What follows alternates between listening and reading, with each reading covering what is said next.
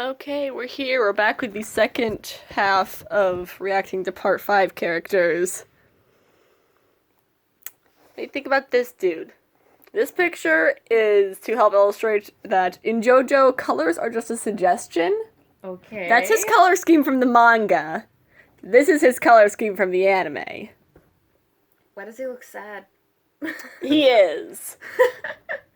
He's just usually like that. Yeah, that's just how he is. Okay. So aside from the sad part, I know that ripped jeans are a thing. However, I did not think holy jeans were. Mm-hmm. And you're probably that breezy? You're probably wondering, what does he wear under that? We have canonic answers. What? Araki, Hard boxer shorts?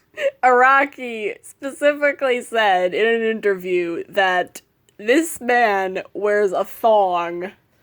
I could see that.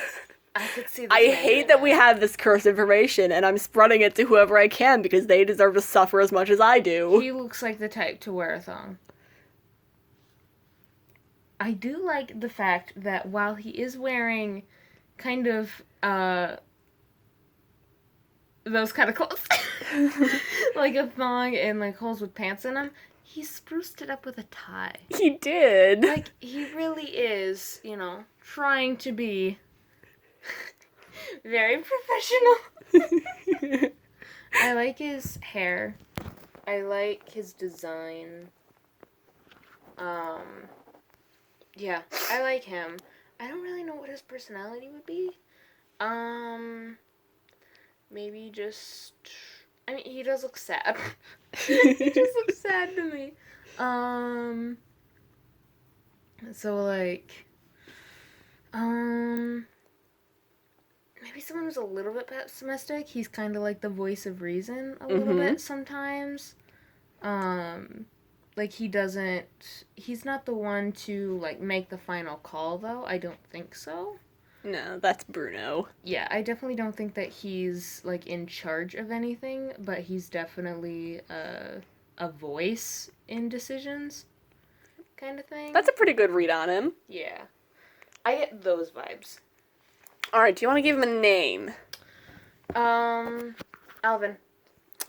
So this is Panna Cotta Fugo. Panna cotta being a type of cheese. And I can't remember. I think Fugo might be strawberry. I'm pretty sure it's strawberry, which is why he's got strawberries on his tie and shoes. Aw. So yeah, his name is Cheese Strawberry. Those actually go good together, though. They do. They do. So anyway, yeah, he is definitely a voice of reason. Is he Swiss cheese? We do call him the Swiss cheese man. I mean, his name is already a type of cheese. He just decided to look like Swiss instead. But yeah, he is a voice of reason. He is 16. Okay, I can see that. And he is the one who tutors Narancia because Narancia is a little dumbass.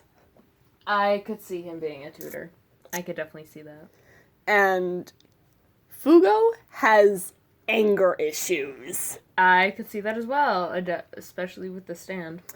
Yeah. Like, Narancia sometimes fucks around during math just because he can, and Fugo actually gets mad enough to stab him in the face with a fork.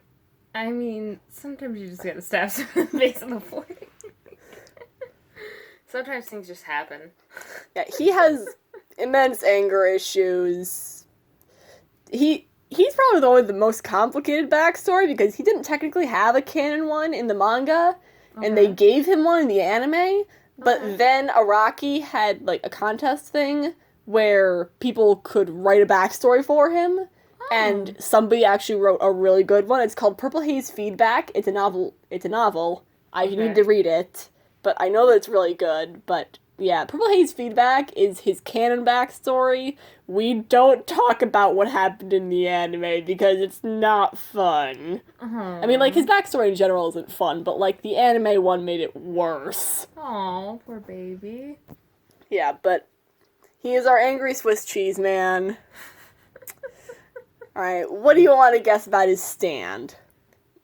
His stand is definitely all the pent-up anger. Yes. Like, I could... Absolutely. Like, that is exactly what it is. Like, there's a lot of things going on with that, but I could like, it's almost... Like, it kind of looks like him in a way, definitely shoe-wise and pattern-wise, because he has all the holes, but his, Stand has all the diamonds. Yeah, so I could definitely see it being a lot more personal for him, maybe. And it kind of looks like his stand maybe has a mind of its own a little bit more. I don't know why, though, but I could definitely see it being a bit more chaotic than most. Yeah. It is definitely very chaotic. It is literally his anger personified. I could definitely see that. Alright, what do you want to guess about an ability? It has to do something with holes, right? Yes. Holes? Kind of. Make holes. Kind of. He's either a blow stuff up kind of boy, or he's a make a void and yeet something into a void. I like that a lot.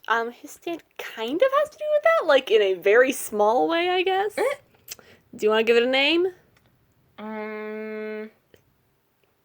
Mad Hatter. All right. I like the diamond with it. So this is Purple Haze. Mm-hmm. After the Prince song. Oh, nice. Yeah. So Purple Haze's ability is, you see those little capsules on the back of its hands? Yes. It has 3 of each. Well, 3 on each hand. Okay. When those capsules break open, it releases a deadly virus. Okay. And it can infect the body within, like, 30 seconds, kill you in that time, and you, like, kind of melt, sort of, just because of how devastating it is. Okay. It does a lot of damage. He's, COVID. God. I guess. He's a little virus. I fucking guess. But yeah, he can't control it. He can't control whether the virus infects certain people. He can't control whether it infects him. I don't think. Oh, really? I don't think. I can't remember. It's been a little bit since I've watched part 5 or read the manga. But he can't control who it infects or how far it spreads. So I'm assuming that he doesn't like to use it very often. He does not. I would assume so. Yeah, we see his stand, like, once. Yeah. Through the entirety of part 5. I don't see that being something that he uses a lot. I would see that kind of as, like, a last resort. Yeah. Kind of stand. It is kind of a last resort one. Is there anything else that you want to say? I like his outfit. Even with, like, the holes, I kind of like the aesthetic of it. Yeah. It's a little trashy, but it's a little classy. Just a little bit. The tie brings it together. All right. So here we have our first girl. Okay. I forgot to animate... no, wait. I'm stupid. I forgot. I put the stands up with them. I'm stupid. Anyway, what's her vibe? She looks... Okay, because of her colors, I want to say that she's like a happy-go-lucky kind of bubble girl. But because of her face, she doesn't look like that. So I'm assuming that she's a bit more... she's not serious, but she's serious. I could see her being like a mom friend or like a drunk aunt. Yeah. I could definitely see her being that. I'm assuming that she's a bit of a healer type. Just because of her stand. Because her stand has crosses on it, and usually that's kind of a sign of like a healer type. Yeah, kind of like a cleric vibes. Yeah. And so does her dress, though I think her dress is a bit more mathematical. Yeah, her aesthetic is math symbols. Me and her would get along. Yeah. You've seen me wear the choker that matches hers before, I'm pretty sure. Oh, neat. Yeah.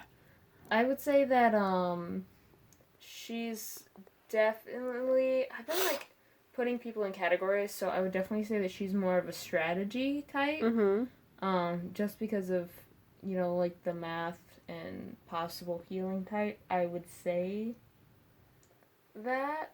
Like, she doesn't look like the type to just, like, rush into a fight. She looks like the type who would, like, analyze a situation a lot more. Yeah, yeah. Like, she doesn't lead with her heart. She analyzes.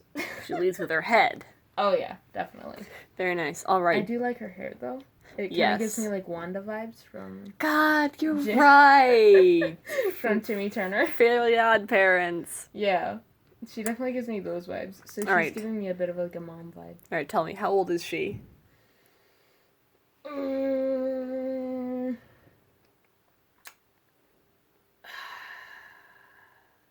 She looks older than everyone else, though nothing really points me in that direction. So I would say 20s, 30s?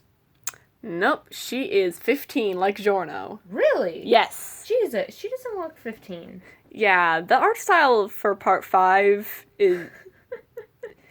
It's very interesting. It makes people look a lot older than they really are. I could see that. I could see how she's like 15 though, because it kind of has like a schoolgirl vibe to her stand. Yeah. And like, I guess the math is a lot more like elementary.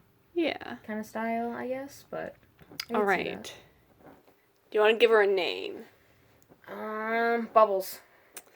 All right. This is Trish Una. Trish. Mm-hmm. All right. Yep. Trisha Paytas? So, yeah. So, the Bucci gang was ordered to protect her because she is the boss's daughter. Okay, yeah, I could get that vibe from her. Yeah. And she kind of has an important vibe. For reference, they are trying to defeat the boss because he's bad, because he sells drugs to kids. Oh, that's not good. Yeah. But she doesn't really like her dad either. She's never met him. Okay. He's never met her. And he's trying to kill her because he doesn't want to have any connections to him. Okay. Because he doesn't want people to know his identity, and they could use her to find that out, even though she's never met him. Alright, so, vibes from her stand. Stand, I'm still gonna go with the healing type. Though, the fact that she looks a bit more robotic in a way, and a bit more, like, alien, kind of, like, I'm getting that vibe, maybe from her face. And definitely there's, like, the plus and the divide symbol on her. So I'm assuming it's definitely more about strategy and analyzing probably other people's stands, probably.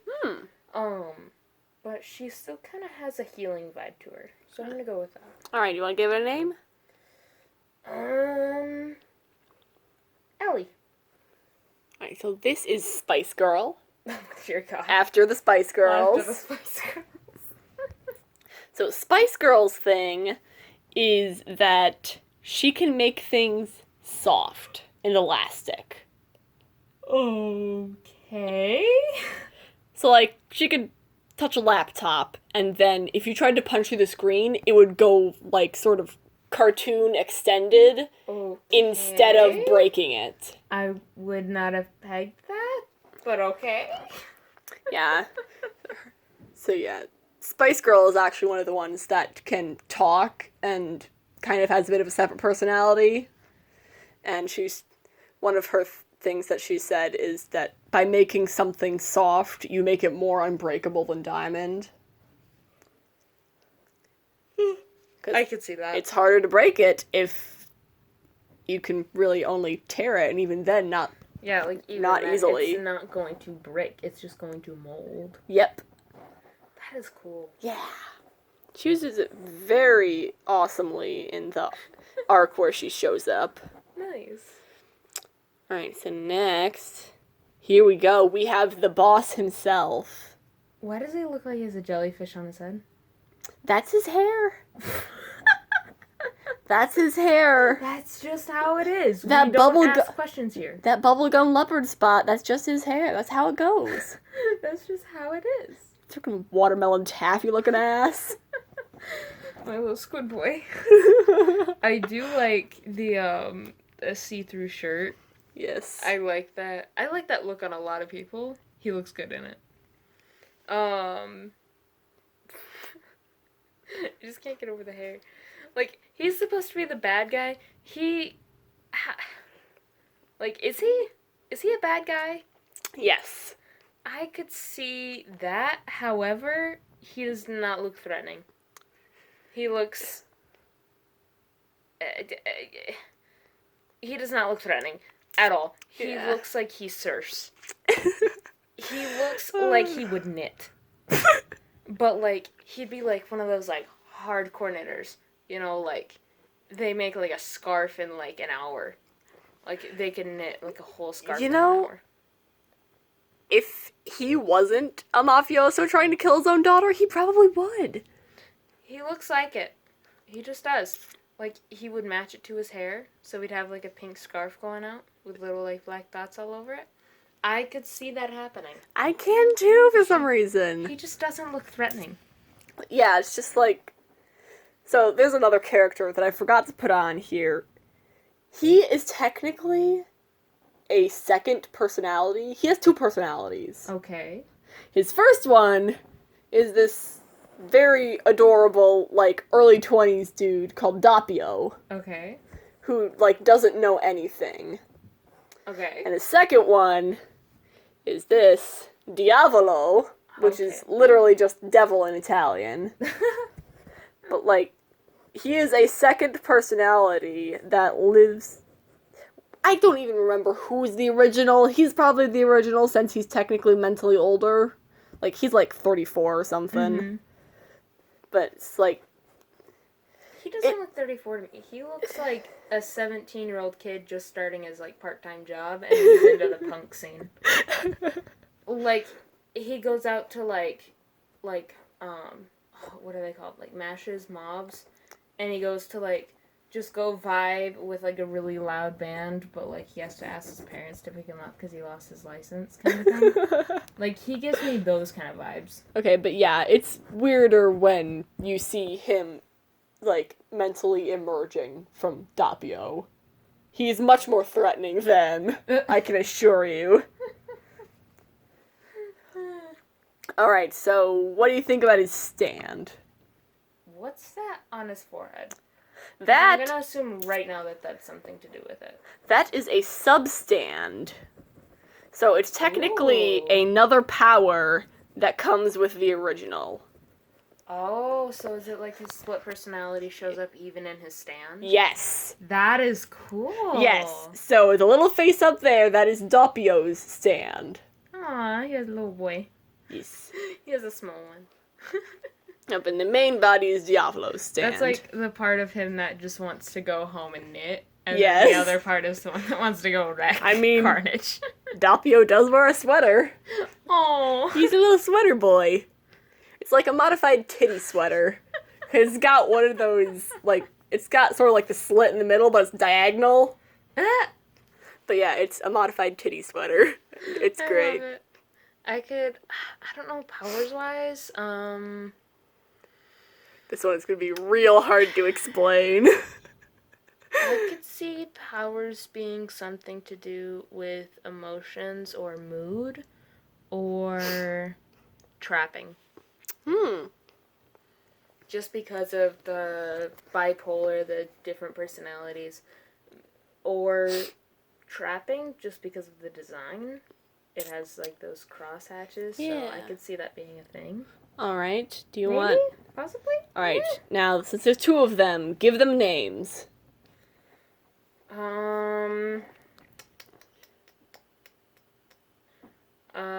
The sweater boy is, Patton, and angry boy is Gerald.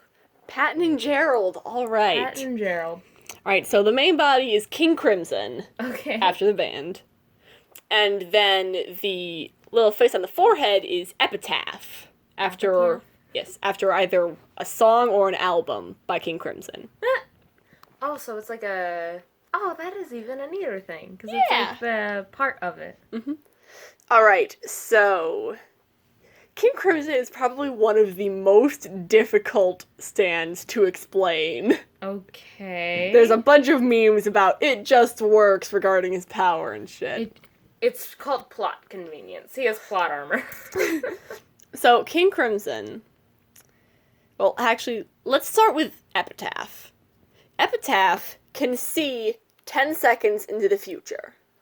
Okay. King Crimson can skip that 10 seconds, but still move within it. But everyone else, what they were doing within that 10 seconds, still happens, but they don't remember doing it. Okay. So he uses Epitaph to see what's going to happen, and then he uses King Crimson to skip it if he doesn't like what's going to happen. Oh, so he can just... He can kind of remove himself from the equation. He can just say no. Yeah. He can just say no. Yeah. And leave.